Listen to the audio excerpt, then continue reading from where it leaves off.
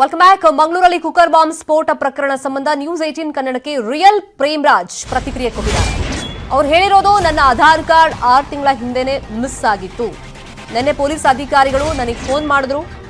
ಈಗ ನಾನು ಪೊಲೀಸ್ ವಿಚಾರಣೆಗೆ ತೆರಳುತ್ತಾ ಇದ್ದೀನಿ ಅಂತ, ತುಮಕೂರು ನಗರ ಪೊಲೀಸ್ ಠಾಣೆಗೆ ತೆರಳುತ್ತಾ ಇದ್ದೀನಿ ಅಂತ ನ್ಯೂಸ್ 18 ಕನ್ನಡಕ್ಕೆ ರಿಯಲ್ ಪ್ರೇಮ್ರಾಜ್ ಪ್ರತಿಕ್ರಿಯೆ ಕೊಟ್ಟಿದ್ದಾರೆ. ಈಗ ಪ್ರೇಮ್ರಾಜ್ ಅನ್ನೋ ವ್ಯಕ್ತಿಯ ಆಧಾರ್ ಕಾರ್ಡ್ ಆಟೋದಲ್ಲಿ ಬ್ಲಾಸ್ಟ್ ಆಗ್ತಾ ಇದ್ದಂಗೆ ಪೊಲೀಸರಿಗೆ ಸಿಗುತ್ತೆ. ಅದರಲ್ಲಿ ಡೀಟೇಲ್ಸ್ ಏನಿತ್ತು ಅದೆಲ್ಲ ಈ ರಿಯಲ್ ಪ್ರೇಮ್ರಾಜ್ ಇರೋದು. ಆದ್ರೆ ಫೋಟೋ ಮಾತ್ರ ಅಲ್ಲಿ ಡೂಪ್ಲಿಕೇಟ್ ಹಾಕಿದ್ದಾರೆ, ಬದಲಾವಣೆ ಮಾಡಿದ್ದಾರೆ. ನ್ಯೂಸ್ 18 ಕನ್ನಡಕ್ಕೆ ಅವರು ರಿಯಾಕ್ಷನ್ ಕೊಟ್ಟಿದ್ದಾರೆ. ಏನ್ ಹೇಳಿದ್ದಾರೆ ನೋಡು.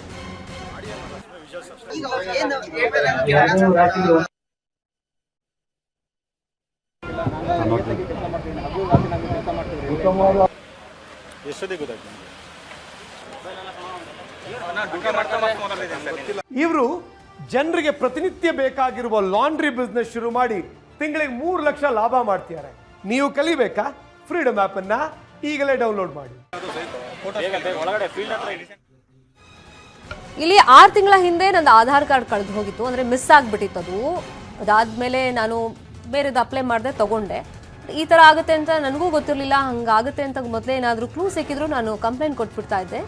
ನೆನ್ನೆ ನನಗೆ ಪೊಲೀಸರು ಫೋನ್ ಮಾಡ್ತಾರೆ, ಈ ಥರ ನಿಮ್ಮ ಆಧಾರ್ ಕಾರ್ಡ್ ಸಿಕ್ಕಿದೆ ಅಂತೆಲ್ಲ ಹೇಳಿದಾಗ ಈಗ ವಿಚಾರಣೆಗೆ ಅಂತ ನಾನು ಹೋಗ್ತಾ ಇದ್ದೀನಿ ಅಂತ ಹೇಳಿದ್ರು ಅವರು. ಇನ್ನು ಭದ್ರತೆ ದೃಷ್ಟಿಯಿಂದ ಪೊಲೀಸರು ಇವ್ರ ಜೊತೆ ನಿರಂತರವಾಗಿ ಕಾಂಟ್ಯಾಕ್ಟಲ್ಲಿ ಇರಬಹುದು ಅಥವಾ ಅವ್ರ ಜೊತೆ ಇರಿಸ್ಕೊಳ್ಳುವಂಥ ಚಾನ್ಸಸ್ ಕೂಡ ಇರುತ್ತೆ. ಬಟ್ ಈ ಮೂಲ ವ್ಯಕ್ತಿ ಪ್ರೇಮ್ರಾಜ್ ಏನಿದ್ದಾರೆ, ಆಧಾರ್ ಕಾರ್ಡಲ್ಲಿ ಸಿಕ್ಕಿದೆಯಲ್ಲ ಒರಿಜಿನಲ್ ಪ್ರೇಮ್ರಾಜ್, ಸೊ ಇವರು ತುಮಕೂರಲ್ಲಿ ಇದ್ದಾರೆ, ರೈಲ್ವೆ ಡಿಪಾರ್ಟ್ಮೆಂಟಲ್ಲಿ ಕೆಲಸ ಮಾಡ್ತಾ ಇದ್ದಾರೆ ಅನ್ನೋದಂತೂ ಕನ್ಫರ್ಮ್ ಆಯಿತು. ಯಾಕೆಂದರೆ ಪೊಲೀಸರು ನೆನ್ನೆನೇ ಪತ್ತೆ ಹಚ್ಚಿದ್ದಾರೆ ಇವರು ಎಲ್ಲಿದ್ದಾರೆ, ಏನು ಕೆಲಸ ಮಾಡ್ತಾರೆ ಅಂತೆಲ್ಲ. ಮತ್ತೀಗ ವಿಚಾರಣೆಗೆ ಅಂತ ಕರೆದಿದ್ದಾರೆ, ಅವ್ರು ಹೋಗ್ತಾ ಇದ್ದಾರೆ. ಸೊ ಅವ್ರು ನ್ಯೂಸ್ 18 ಕನ್ನಡಕ್ಕೆ ರಿಯಾಕ್ಷನ್ ಕೊಟ್ಟಿರೋದು 6 ತಿಂಗಳ ಹಿಂದೆ ಆಧಾರ್ ಕಾರ್ಡ್ ಮಿಸ್ ಆಗಿತ್ತು ಅಂತ ಹೇಳಿ. ಬಟ್ ಕಂಪ್ಲೇಂಟ್ ಕೊಟ್ಟಿರಲಿಲ್ಲ ಅವರು ಆ ಟೈಮ್ನಲ್ಲಿ. ಮತ್ತೊಂದು ಅಪ್ಲೈ ಮಾಡಿದ್ದಾರೆ, ಮತ್ತೊಂದು ಸಿಗುತ್ತಲ್ವ ಆಧಾರ್ ಕಾರ್ಡ್ ಹೆಂಗಿತ್ತು ಅಂತ ಹೇಳಿ, ಅದನ್ನು ಇಟ್ಕೊಂಡಿದ್ದಾರೆ ಅವ್ರ ಹತ್ರ.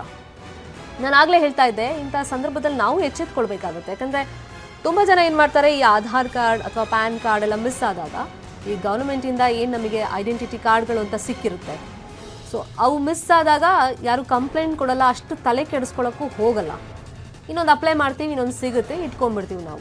ಬಟ್ ಯಾವ ಥರ ಮಿಸ್ಯೂಸ್ ಆಗ್ತಾ ಇದೆ ಅದು ಉಗ್ರ ಚಟುವಟಿಕೆಗಳಿಗೆ. ಸೊ ಇದು ಎಚ್ಚೆತ್ಕೊಳ್ಬೇಕು, ನಮಗೆಲ್ಲ ಪಾಠ. ನನ್ನ ಹೆಸರು ಪ್ರೇಮ್ರಾಜ್ ಹುಟ್ಗಿ ಅಂತ. ನಾನು ಹುಬ್ಬಳ್ಳಿಯಲ್ಲಿ ವಾಸವಾಗಿದ್ದೇನೆ. ಬಟ್ ಈಗ ನಾನು ಇಲ್ಲಿ ರೈಲ್ವೆ ಎಂಪ್ಲಾಯ್, ಇದು 2019ರಲ್ಲಿ ಅಪಾಯಿಂಟ್ಮೆಂಟ್ ಆಗಿದ್ದೀನಿ. ಆಗಿ ತುಮಕೂರು ಸೆಕ್ಷನ್ಗೆ ಬಂದಿದ್ದೀನಿ. ನಾನು ಇಲ್ಲಿ ರೈಲ್ವೆ ಎಂಪ್ಲಾಯ್ ಆಗಿ ಟ್ರ್ಯಾಕ್ ಮೇಂಟೈನರ್ ಆಗಿ ಕೆಲಸ ಮಾಡ್ತಾ ಇದ್ದೀನಿ. ಸೊ ಈಗ ಒಂದು ಸ್ವಲ್ಪ ರೀಸೆಂಟ್ ಆಗಿ ನಾನು ಇದು ಗೇಟ್ ಮ್ಯಾನ್ ಕೆಲಸ ಮಾಡ್ತಾ ಇದ್ದೀನಿ. ನೈಟ್ ಶಿಫ್ಟ್, ಡೇ ಶಿಫ್ಟ್ ಅಂತ ಇರುತ್ತೆ ರೈಲ್ವೆದಲ್ಲಿ. ಸೊ ನಿನ್ನೆ ನನಗೆ ಇದು ನೈಟ್ ಶಿಫ್ಟ್ ಇತ್ತು. 7 ಗಂಟೆಯಿಂದ ಮುಂಜಾನೆ 7 ಗಂಟೆವರೆಗೂ ನಂದು ಇದು ಡ್ಯೂಟಿ ಇರುತ್ತೆ, railway duty. So gate man ಎಂದು. ಸೊ ಅವಾಗ ನೀನು 7 ಗಂಟೆಗೆ ಹೋದೆ ಡ್ಯೂಟಿಗೆ ಹಾಜರಾಗಿ ಇದು ಗೇಟ್ ಹಾಕೋದು, ಇದು ಟ್ರೈನ್ ಕಳಿಸ್ತಾ ಇದ್ದೆ, ಸಿಗ್ನಲ್ ಇದು ಪಾಸ್ ಮಾಡಿ ಇದು ಟ್ರೈನ್ ಪಾಸ್ ಮಾಡ್ತಾ ಇದ್ದೆ. ಸೊ ಅವಾಗ ಒಂದು 7:30-8 ಗಂಟೆ ಸುಮಾರು ಇದು ಹುಬ್ಳಿಯಿಂದ ಇದು PSI ಇದು ಸಬ್ ಇನ್ಸ್ಪೆಕ್ಟರ್ ಇಂದ ಇದು ಕಾಲ್ ಬಂತು.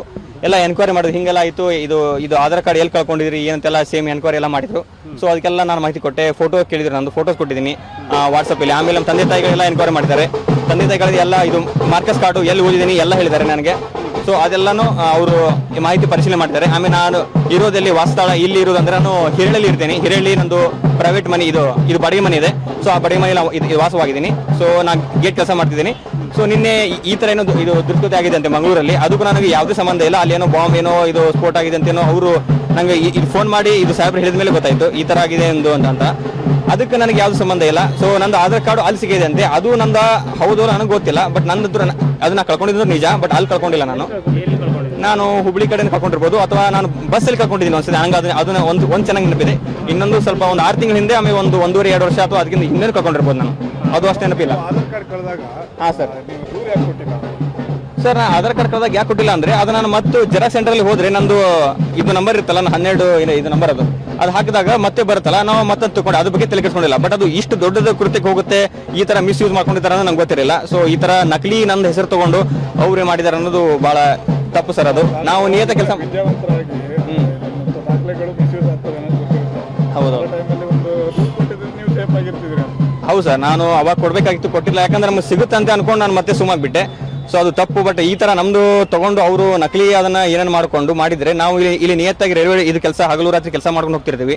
ಸೊ ನಮ್ಮ ಮೇಲೆ ಬಂದಿರೋದು ನಮ್ದು ಭವಿಷ್ಯಕ್ಕೂ ನಮಗೂ ಅದು ತೊಂದರೆ ಆಗುತ್ತೆ. ಸೊ ನಮಗೆ ಅಷ್ಟು ನಾನು ಕೇಳ್ತೀನಿ ಇಲ್ಲಿ ಆಗ್ಬಾರ್ದು. ಸರಿ ಕಳ್ಕೊಂಡಿದ್ರಿ ನೀವು ಐಡಿ ಕಾರ್ಡ್ ಒಂದು 2 ಸತಿ ಕಳ್ಕೊಂಡಿದ್ದೆ ಅಂತ ನಾನು ಹೇಳ್ತೀನಿ. ನಿಮ್ಗೆ ಒಂದ್ಸರಿ ಕಳ್ದಿರೋದು ಗೊತ್ತು, ಇನ್ನೊಂದ್ಸರಿ ಹೆಂಗೆ? ಇನ್ನೊಂದು ಸತಿ ಹೆಂಗೆ ಅದು ಬ್ಯಾಗಿಂದ ಹೋಗಿದ್ದಾನೋ ಅಥವಾ ಎಲ್ಲೋ ಬಿದ್ದಿದ್ದಾನೋ ಬಸ್ಸಲ್ಲಿ ಬಿದ್ದಿದ್ದಾನೋ ಗೊತ್ತಿಲ್ಲ. ಬಟ್ ಒಂದು 2 ಸಲ ಅಂದ್ರೆ ನಂಗೆ ನೆನಪಿದೆ. ಈ ಘಟನೆ ಆದ್ಮೇಲೆ ಯಾರಾದ್ರೂ ಫೋನ್ ಮಾಡಿದ್ರು ಪೊಲೀಸರು ಎಂಕ್ವೈರಿ ಅದೆಲ್ಲ? ಈ ಘಟನೆ ಆದ್ಮೇಲೆ ನಿನ್ನೆ ನನಗೆ ನಾನು ಡ್ಯೂಟಿಲಿ ಇದ್ದಾಗ ಇದು ಕಾಲ್ ಮಾಡಿದ್ದಾರೆ. ಒಂದು 7:15 ಸಮಯಕ್ಕೆ ಒಬ್ಬರು ಹಂಗೆ ಸರ್, ಆಮೇಲೆ ಇದು PSI ಸರ್ ಎಲ್ಲ ಇದು ಕಾಲ್ ಮಾಡ್ತಾ ಬಂದರು.